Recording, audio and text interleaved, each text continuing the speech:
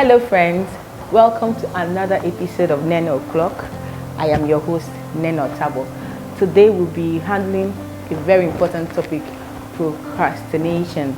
Procrastination is actually the action of leaving work undone, leaving something that is meant to be done so now till maybe tomorrow, trying to postpone something you're supposed to do now till tomorrow.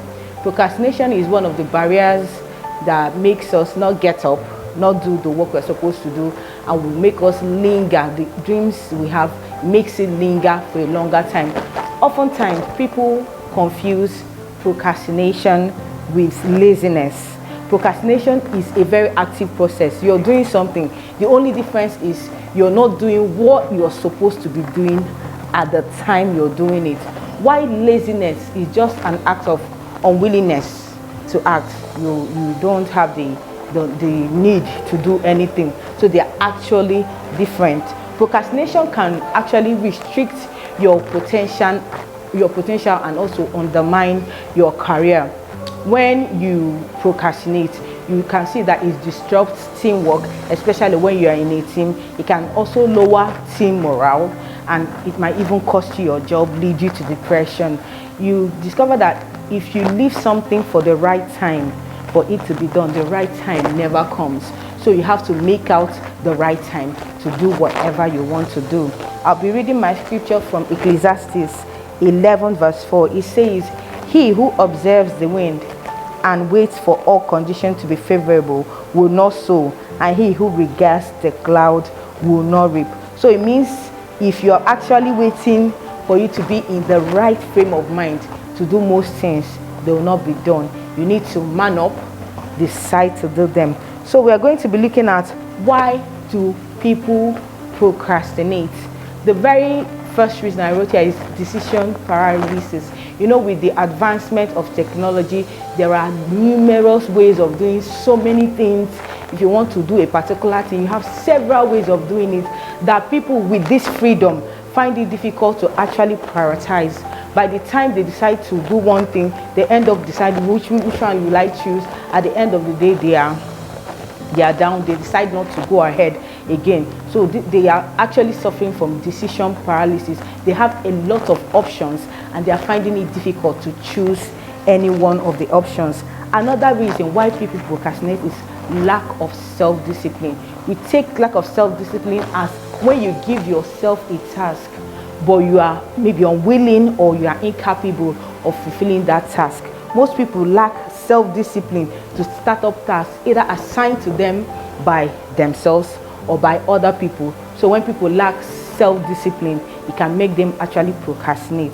The next is lack of self-esteem. People actually look down on themselves. They think, what will my supervisor think if I don't do this task well? What would other people think of me if I don't do this task well? They actually spend more time thinking of what people would think of them than actually doing what they are supposed to do at that time. The next is lack of initiative to get started. Most people actually don't have the ability to start up anything. So they end up just lounging about. At the end of the day, they procrastinate. They lack the initiative to start any task. Even being a part of a team is a problem.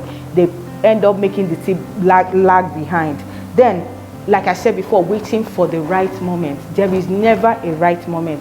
The right moment is when you decide your right moment is whenever you decide to take up a task and finish it, or you decide to take up a task and do your own part of the end of the bargain. That's when the right moment is. So when you decide you have the right frame of mind, that's when the right time comes. Then also being in the habit of waiting until the last minute. So many people are so caught up in this. Something you're supposed to do at a time, you wait because you feel, oh, I'm fast, I can do this. You wait, you end up doing shabby work, you end up doing unsupervised work, you end up doing things that you end up not having time to review before you submit. You end up making mistakes on the long run. So these are the reasons why people procrastinate. So I'm going to be looking at type of procrastinators. We have active procrastinators and passive procrastinators. So the first is thrill seekers. These are procrastinators who crave the rush of putting off work till the end. Like I said before, there are some people, it's not like they are lazy, they just enjoy that rush, that rise of adrenaline they experience when they keep work undone till the end. They are the gang of we work under pressure. I'm not against that, but when you have time you are supposed to dedicate to work and you don't use it, you push everything towards the end. There is that mindset of rushing your work, even disrupting, like I said, if you're in a team, disrupting the team, because if you're in a team, it's like synergy. One person does, the next person takes up. So when you procrastinate, you actually make the next person who is supposed to take over from you lag in their work. These thrill seekers are the active procrastinators, those who leave work, pile work till the end to finish up what they are supposed to do. Then the next one is avoiders. These are the type of procrastinators that totally avoid work. They don't care. They care so much. Like I said, they care so much of what people think of them, of how they finish their assigned work. They think of, what will I do?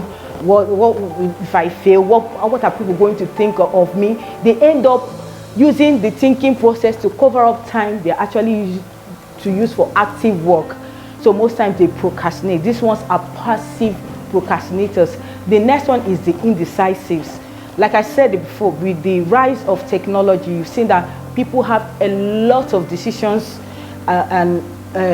maybe for a decision you have a lot of solutions to the decision. Instead of you to pick out a solution that may be favorable, all the solution might not lead you to a definite end, but pick out a solution that may be favorable. They end up wallowing, thinking of one solution to the other. Before you know it, they are procrastinating. These are also passive procrastinators. So how can we overcome procrastination?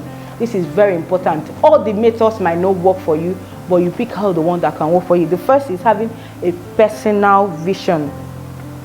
This is one of the core tools that will help you. What does personal vision help you do? It helps you know what you're supposed to do at every point in time. Know the amount of time you're supposed to dedicate to a particular task. Know what and what you should do. Know when you are supposed to finish up with a particular assignment. When you do this, you don't feel lost, or you will not be switching from one task to the other. So it's always very easy if you write your personal statement or your personal vision to help you prevent or control procrastination.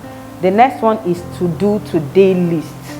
You know, when on every day our to do today list increases, and this helps us procrastinate. So when you write down your to do today list, what you're supposed to do today, you write it down. You do it today and not defer to tomorrow. Once you complete the task for today, then for tomorrow you still write. That way it will help you. Whatever task you're supposed to do today, you do it today and not defer tomorrow. The next one is you commit to the task. If you have to avoid procrastination, commitment to task is very, very important, because when people start procrastinating is when they lose interest in task. When they lose interest in task. So if you are assigned a task or you have a task, know why you're doing that task. Know what benefit it is to you and to your team. And if you understand that, you would work to see that you're committed to the task and you finish up the task. The next is act as you go. Most times people procrastinate because they give time they give a lot of time, a lot of free time from one task to the other. Act as you go. When you are given a task, as the problem is coming and you're preferring a workable solution, just go ahead, act as the problems are coming. Don't leave it and say, okay, this one is coming, you leave it behind. Just act as you go. The next is minimize distractions. You know, most times social media, television and all that, most times when you are involved in a task and you allow yourself to be distracted by your phone, okay, you say, okay, let me just check this call, let me just check this page, 5 minutes, I'm done. You end up spending 30 minutes on social media and you end up not doing what you're supposed to do at the time you're supposed to do it. Another thing that will help you tackle procrastination is to know your peak time. There are some people that their peak time is in the morning. You work best in the morning. You discover that you're always fatigued at night or in the afternoon. that your peak time, do the hardest of the work at the peak time.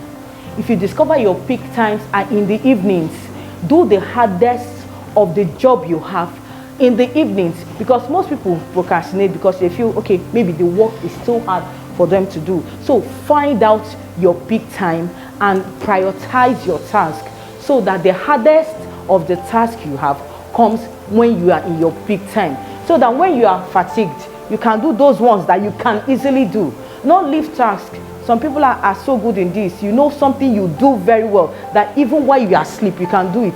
You now leave that one to do it in your peak time. Then the ones that are very difficult, you leave it when you are fatigued. That should not be the way. You should leave work that are very hard, very, very hard work. Leave it at your peak time. That time you know you are very articulate, you can reason. Leave it that time. It will help you also overcome procrastination. Then set time-bound goals. There's no need saying, I want to do this thing, and you don't set a time for it. You can even decide you want to do something and do it in a year. You are doing something, you are active.